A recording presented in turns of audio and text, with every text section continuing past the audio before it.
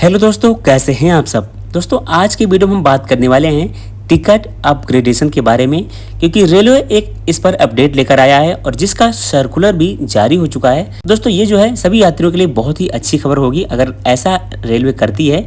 तो चलिए इसके बारे में थोड़ा हम डिटेल में जानने वाले हैं।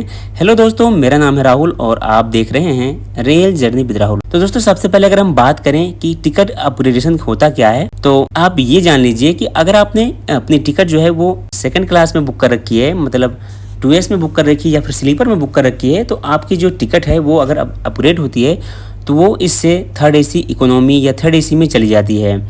मतलब ये है कि टिकट जो अपग्रेड होगा वो छोटे से बड़े क्लास में होता है, और ऐसा तब होता है जब आप बुकिंग के टाइम पर वहाँ पर ऑटो अपग्रेडेशन का चेक मार्क लगाए रहेंगे, तब जो है आपकी टिकट जो है अपग्रेड होती है।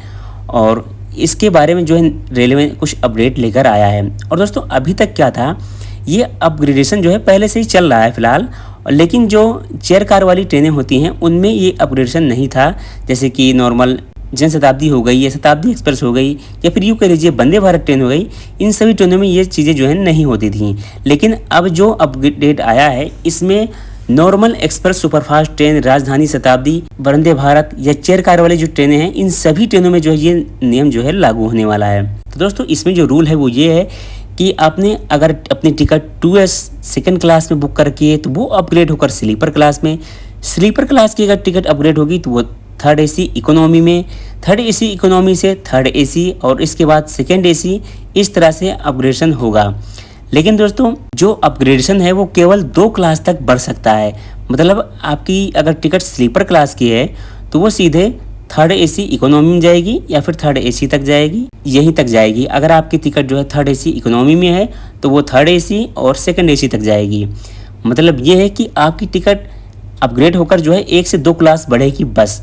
लेकिन अगर आपकी टिकट जो है थर्ड AC में है और वो अपग्रेड होती है तो वो फर्स्ट AC में नहीं जाने वाली है।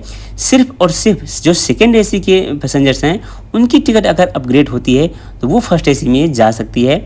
और इसका लॉजिक ये है क्योंकि नॉर्मल अगर हम देखेंगे तो थर्ड AC इकोनॉमी से फर्स्ट AC का जो फेयर है वो काफ़ी ज़्यादा होता है, और ऐसा कुछ नहीं करने वाली है रेलवे। सिर्फ जो सेकंड AC के पैसेंजर्स हैं उनकी टिकट अगर अपग्रेड होगी तो वो फर्स्ट AC में जाएगी। बाकी सभी कोचेज के लिए सेम वैसे हाल रहने वाला है। मतलब छोटे क्लास से जब अपग्रेडेशन होगा तो वो उससे बड़े में जाने वाला है, अगर आप इसको चेक मार्क किए रहते हैं अपनी टिकट बुकिंग के टाइम पर तो। और दोस्तों इसके अलावा अगर हम बात करें कि सीनियर सिटीजन से या फिर जो लेडीज़ कोटा होता है, इसके अगर अंडर आपने टिकट बुक कर रखी है, और इसमें लोग करते क्या हैं कि लोअर बर्थ को ऑप्ट करते हैं या फिर लोअर बर्थ उनकी प्रेफरेंस में रहती है, तो ऐसे केसेस में अगर टिकट अपग्रेड होता है तब फिर आपकी लोअर सीट की कोई गारंटी नहीं रहने वाली है। टिकट आपकी अगर स्लीपर से थर्ड AC में चली गई या थर्ड AC सेकंड AC में चली गई तो ये ज़रूरी नहीं है कि आपको लोअर बर्थ ही मिले, हालांकि आपकी जो टिकट है वो अपग्रेड हो जाएगी। और मैं आपको तो बताना भूल ही गया कि जो टिकट अपग्रेड होती है उसके लिए आपको कोई भी एक्स्ट्रा पे नहीं करना पड़ता है, उसी फेयर में आपकी टिकट जो है वो अपग्रेड हो जाती है। तो दोस्तों कुछ ये अपडेट आया है, और इसका जो सर्कुलर है वो 13 मई को जो है रेलवे ने ऑफिशियली जारी कर दिया गया है। और दोस्तों जल्द से जल्द आई थिंक IRCTC जो है इस पर अमल भी करने वाला है, और ये चीज़ें जो है सभी पैसेंजर्स की लिए काफ़ी अच्छी रहने वाली हैं। और दोस्तों इस अपग्रेडेशन से सभी पैसेंजर्स को अच्छी फैसिलिटी मिलने वाली है। अगर उनकी टिकट अपग्रेड हो जाती है तो उसी पैसे में वो स्लीपर से AC में, 3AC में या फिर 3AC से सेकंड AC में, इस तरह से ट्रेवल जो है वो इजीली कर पाएंगे। तो दोस्तों ये तो थी छोटी सी अपडेट, और आज की वीडियो में फिलहाल इतना रखते हैं। मिलते हैं आपसे बहुत जल्द एक और नई वीडियो में, तब तक के लिए जय हिंद।